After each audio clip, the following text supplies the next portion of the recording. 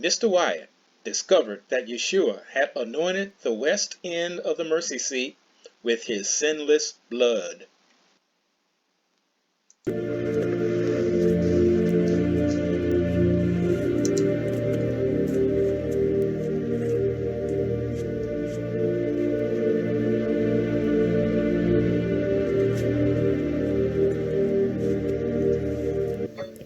In December 1981, they continued their work inside the cave system, looking into any opening, crack, or cave they could find.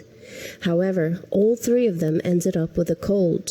Ron's two sons went back to the States, and Ron had to rely on help from others to continue.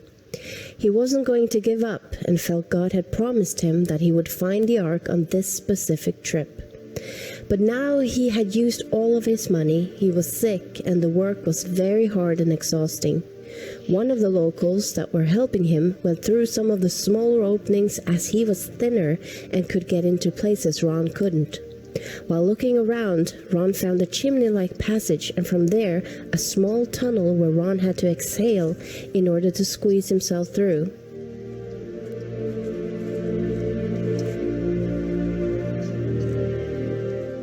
He then noticed a stalactite about 16 inches long in front of the cliff wall.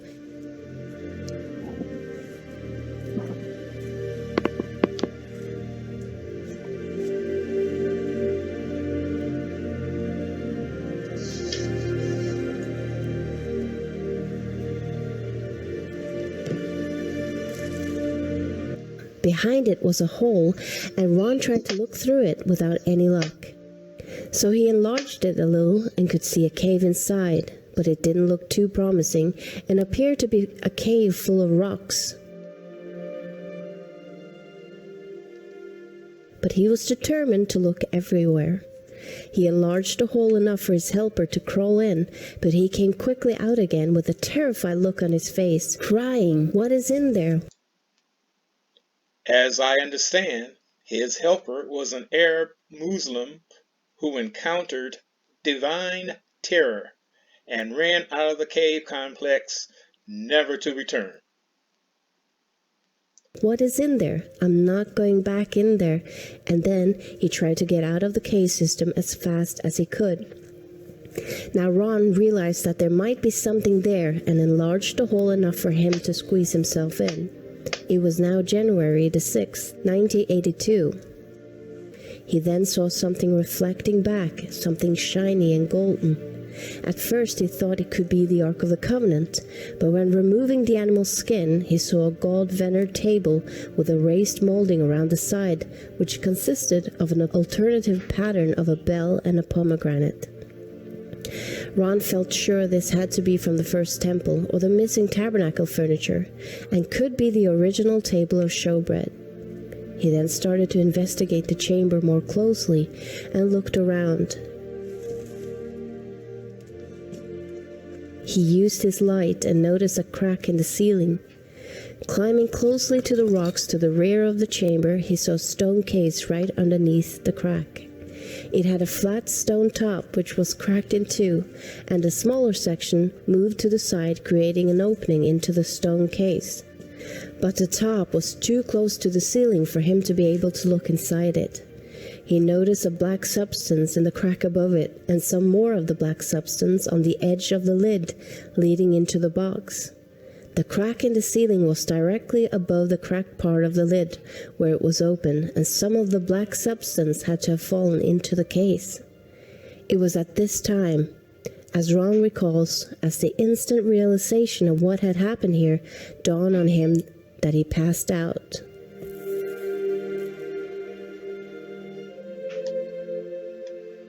When he realized that the crack in the ceiling was the end of the crack extending from the crosshole found in the elevated platform many feet above him, and the black substance was blood that had fallen through the crack and into the stone case, he knew the Ark was in the stone case.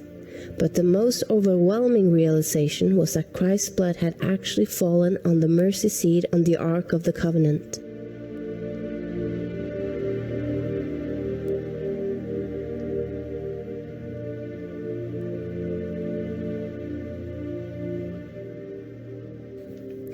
Ron was passed out for some time.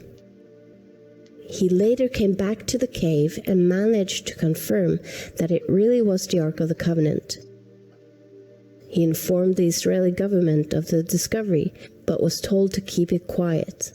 But Ron could not stay silent for long.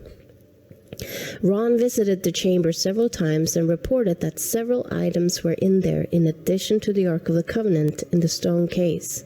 The 7-branch candlestick holder with their lamps from the original sanctuary, the golden altar of incense, the table of showbread, a golden censer, an ephod, a mitra with an ivory pomegranate on the tip, a brass shekel weight, oil lamps and a brass ring, and a very large sword.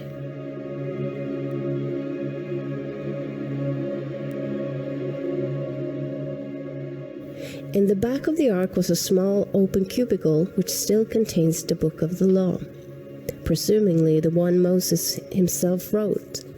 To his understanding, the book of Genesis was not there. It amazed Ron that these scrolls written on animal skins were still in perfect condition. Ron had a laboratory in Israel analyze the blood remains he had found in the crack and on the mercy seat of the ark. The result shocked them beyond anything. First of all, in this analysis, I took the blood into a laboratory in Israel. I asked one of the people I work with in antiquities, where is a good laboratory that does reliable work? And they said, such and such, such and such. I took it.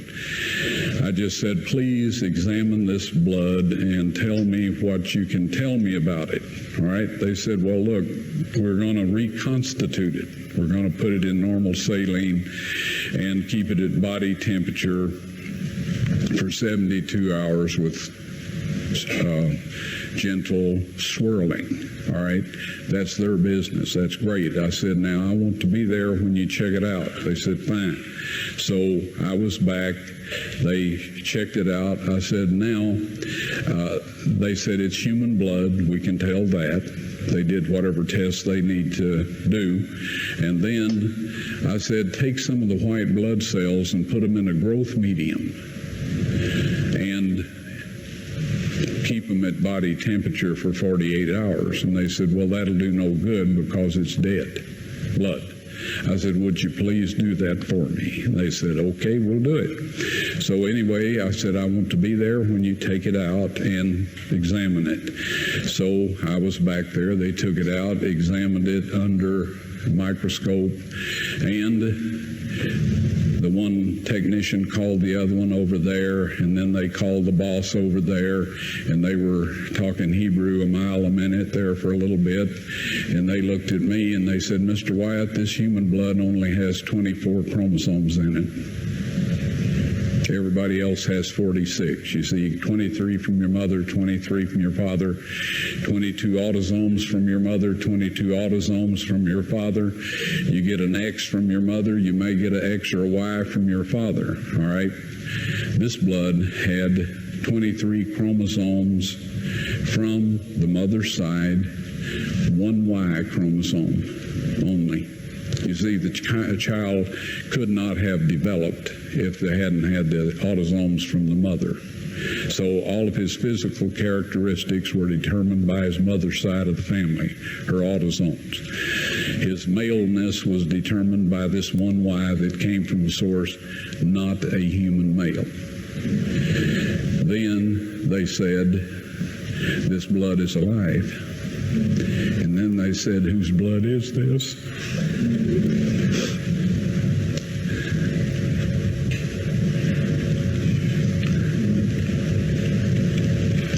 I said, it's the blood of your Messiah.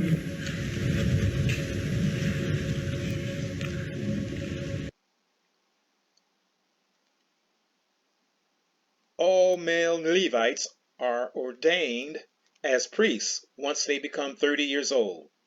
Yeshua was ordained as the high priest of the Most High God, the Kohen Gadol, at his transfiguration on Yom Kippur, September 30th, A.D.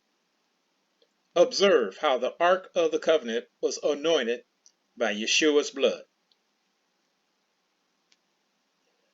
Ron Wyatt was an anesthesiast that knew about the blood and how to reconstitute it, especially looking at the white cells. After witnessing this, I have no sympathy for any agnostic or atheist that refuses to acknowledge the one true God in heaven.